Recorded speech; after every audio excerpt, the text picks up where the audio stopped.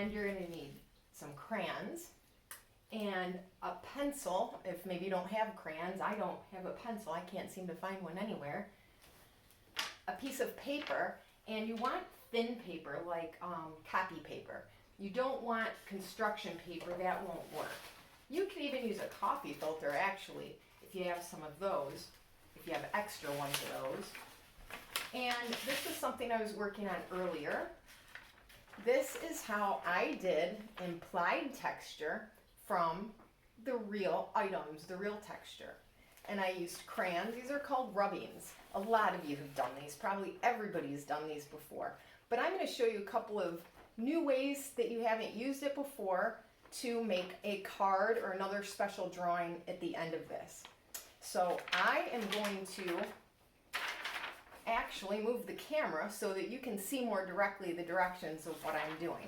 All right? All right, boys and girls, you should be able to see this a lot better this time. We're going to do implied texture from real texture. And you're going to need some crayons or pencil. Like I said, I can't find a pencil anywhere. Art teacher without a pencil. Use coffee filters. You can use notebook paper. You can use copy paper. Even the back of an old piece of homework or something will work. It's just got to be thin, that's all. Okay. So I'm going to start with the doilies, actually. These are doilies, remember? And I'm going to show you two different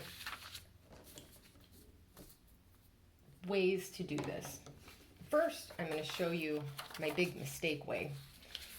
I did that earlier because I was using a brand new crayon and I was pressing really hard because I thought the harder I pressed, the more it would show up.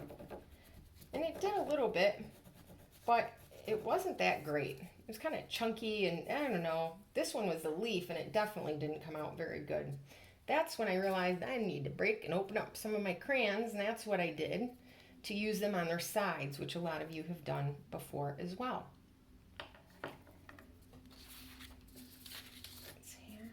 Now this is on the piece of notebook paper. That's one thing right there you want to be careful of, boys and girls. And I still do it all the time. Try not to go back and forth because you'll mess the texture up and you'll bend your paper. Yeah, I know. I need a manicure. I know. That's from the die on the tie-dye stuff we're going to be looking at shortly. And if I hold it down, sometimes I forget and I go back and forth, but as long as you're working slowly and carefully. Now the next thing I can do is actually add a color right on top of this, not even moving the paper. Whoops, there I go again, see? That's all right. Mistakes are okay, that's how we remember to do the right thing. Now this has kind of an interesting effect. It's just pink on light blue. I kind of like that actually. The one thing with doing rubbings is you're going to want to do a lot of experimenting. You're not going to get the perfect thing the first time. You really do have to do quite a bit of this. You can add all kinds of color combinations. Usually as long as it doesn't make brown, you're all right. So I wouldn't, maybe green and red on top of each other may not look so good. Yellow and orange and red, you could do 3 colors. That would look great. I'm going to show you the same texture on a coffee filter. Coffee filters are pretty cool, and you might say, well, it's all bubbled up and it doesn't lay flat. Oh, it will, I promise. All you gotta do is put it under a book,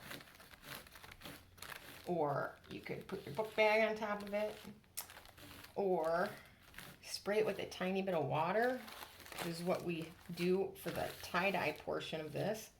It will dry and flatten out really nice, so you won't have all of those lines and creases. So this is the middle of this doily.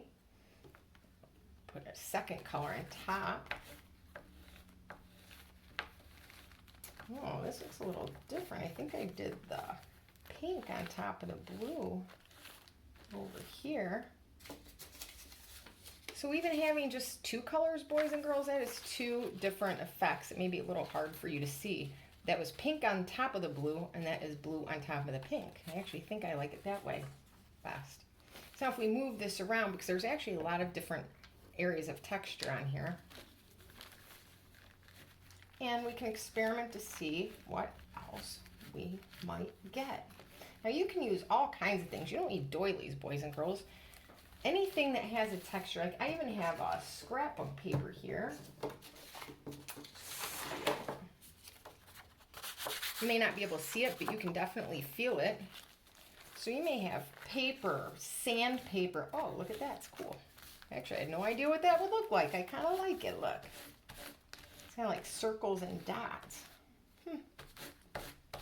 Always got to experiment with a lot of things, boys and girls. That's for sure. And when you're experimenting, think that you might be using this to create something else. Toward the end of the video, I'm going to show you how you can cut out areas and glue them on. Now I'm pressing kind of hard and back and forth just to experiment. And see, I don't like that very much. A lot of times having a medium pressure works the best. But I'm going to show you how to use the coffee filters or the paper, and you can cut things out and put them onto a card. You can actually make a card out of some of these things. I don't really know about a coffee filter.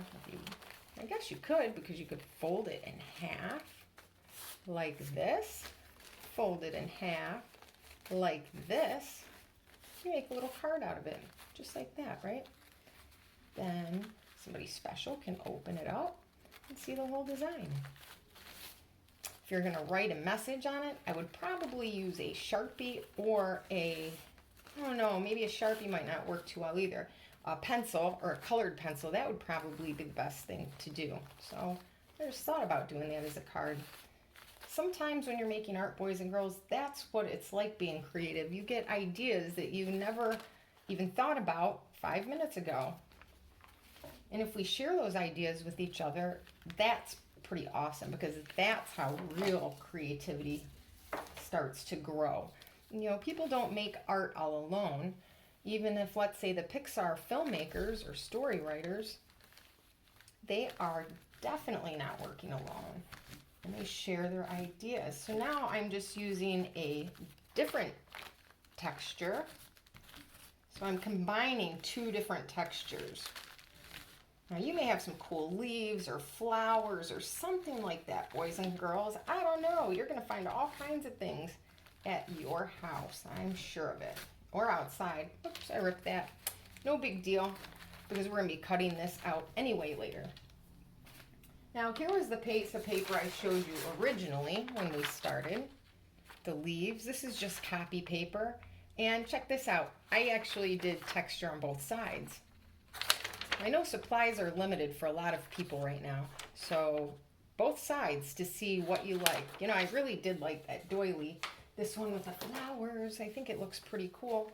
But we can also use things, like I said, like leaves. Mine are getting a tiny bit dried out right now. Let's see, I'm going to do one more on the coffee filter. This has been working out pretty good. Let's see. Flatten it out to work. And you can always, boys and girls, have a grown-up help you, or you have smaller hands than I do, you could tape it down to the table. And that helps you keep everything right where you want it. It's a little tricky, especially these coffee filters are slippery. I hope you can see this. I can't really see in the camera and see what I'm doing at the same time. Like I said, I'm definitely not a Hollywood movie maker, and I'm learning as I go. So I hope you don't mind the mistakes and the bumps and the head being cut off and things like that, boys and girls. I'm trying my best. So, I don't know. The leaf does look kind of cool. I do like the doily better. I did sandpaper earlier, but I forgot where I put that at. And that, I really like that too. So here's a different kind of leaf. Ooh, and I like this one a lot. You see I'm kind of circling it around too. That's another technique that you can do. I know you've all done these things before, especially my older students. The challenge is to use some common supplies that you have with a technique that you already know and make it into something bigger or different. Actually, that's some green from the leaf. The dye got right in the coffee filter there. You see that? It's kind of cool. So that is how you make the implied texture on coffee filters, paper, notebook paper, anything really, boys and girls. The next part, I'm going to show you our really super awesome, cool tie-dye coffee filters. Ooh, that one's cut out like that. And a lot of you have made these too, but I'm going to show you some new ideas and why that's actually texture. Implied texture, remember? But it kind of looks like it could be watery, or that parts of this would be maybe puffy or smooth or maybe a little bumpy where it's dark. So it's not real texture, it's implied texture, and that's what we're working with today. I cannot wait to see the projects that you make, boys and girls. I am just so excited. So let's get to the tie-dye sparkles portion. I wanted to show you real quick a couple of the cards. You can do way better than this. I just want to show you examples of where I had made some implied texture with my crayons. I cut it out, just made a crazy organic shape there, and added something simple to it. And then this one. Again, I'm just showing these to you so you can see just a quick example of how you can cut out and add your implied texture made with crayons, your rubbings, on something else. Now, these two things are really like super, super simple. I want you to come up with your own ideas. I don't want to be making tons and tons of ideas, but that's just a start. You could really layer these up and do anything you wanted.